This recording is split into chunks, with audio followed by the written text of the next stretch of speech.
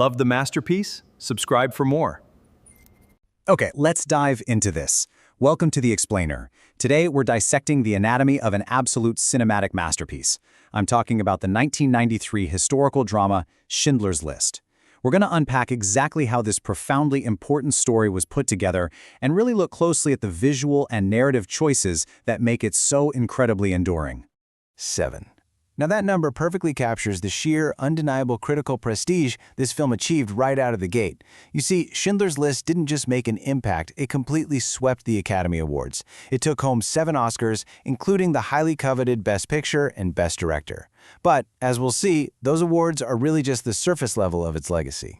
Because this was Steven Spielberg's pivotal 1993 masterpiece. Based on Thomas Keneally's 1982 novel, this project marked a profound, unmistakable turning point in Spielberg's career.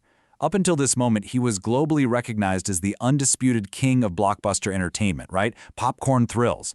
But this film proved his cinematic mastery extended far, far beyond that into deeply serious, historically vital filmmaking. Which brings us to the central question driving our explainer today. How did the director of Hollywood's biggest blockbusters create the definitive cinematic memorial to the Holocaust? I mean, it's a massive shift in tone, style, and responsibility.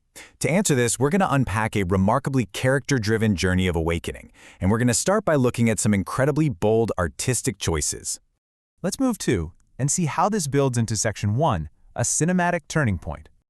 So, documentary realism. This is really the cornerstone of the film's entire aesthetic. Spielberg, alongside his brilliant cinematographer Janusz Kaminski, made a radical choice here. They decided to employ this grim, urgent cinematic style that deliberately strips away all that traditional Hollywood gloss. They weren't trying to make an entertaining spectacle. No, they wanted to replicate the raw, unfiltered feel of an actual historical document. And these specific visual choices are absolutely essential to making the film a definitive historical memorial. First off, it was shot almost entirely in black and white, and this wasn't some budget constraint, it was a highly deliberate stylistic decision to mimic the 1940s newsreel footage of the era. By removing the distraction of color, Spielberg fundamentally alters how we process the story. It literally forces the audience into a direct, unvarnished confrontation with the bleakness of the atrocities. You can't look away. And you aren't comforted by the warmth of a typical Hollywood color palette. Moving right along to Section 2, the opportunist's awakening. Schindler's transformation throughout this story is drastic. At the onset of World War II, this charismatic German businessman, played powerfully by Liam Neeson, arrives in Krakow driven by exactly one thing: profit.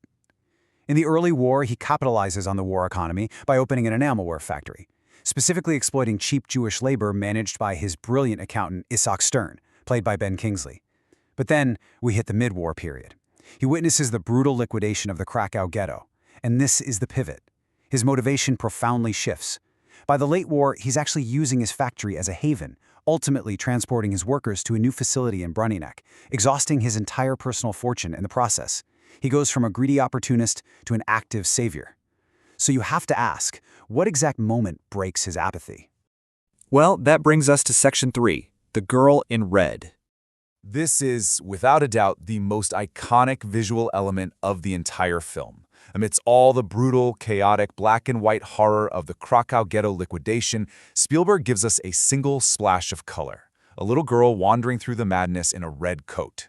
The visceral impact of seeing this vibrant red against the stark, grim reality of the massacre, it's absolutely staggering for the audience, and more importantly for Schindler himself as he watches from a hill above. And this brilliantly illustrates exactly how visual metaphor works in cinema.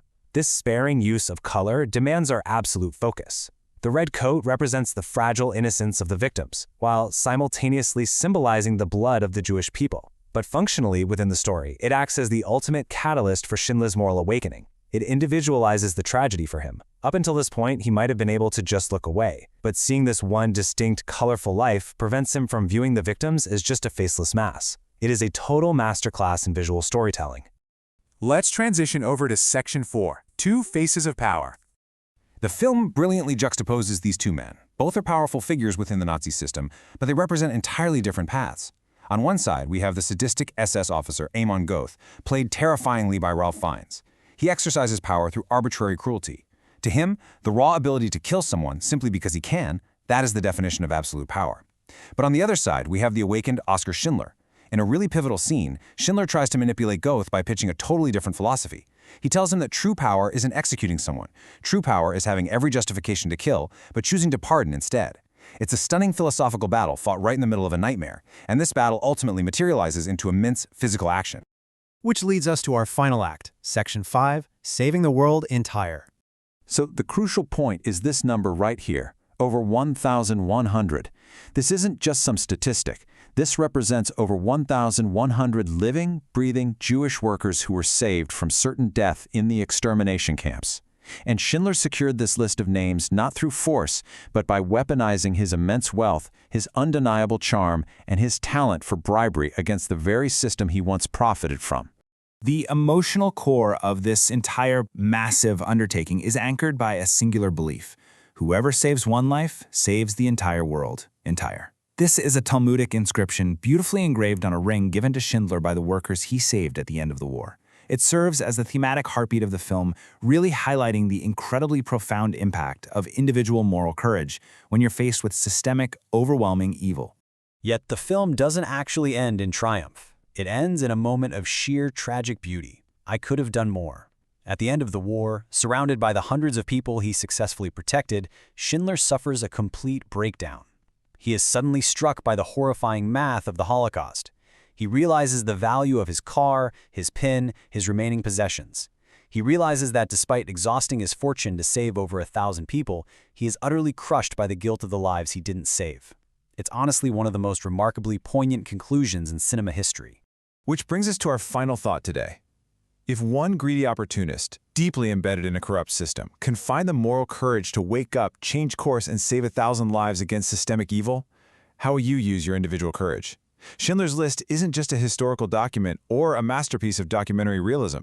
It's a mirror holding up the absolute extremes of human cruelty and human compassion. Thank you so much for joining me on this explainer. Keep questioning, keep learning, and I really challenge you to explore the enduring legacy of this film for yourself.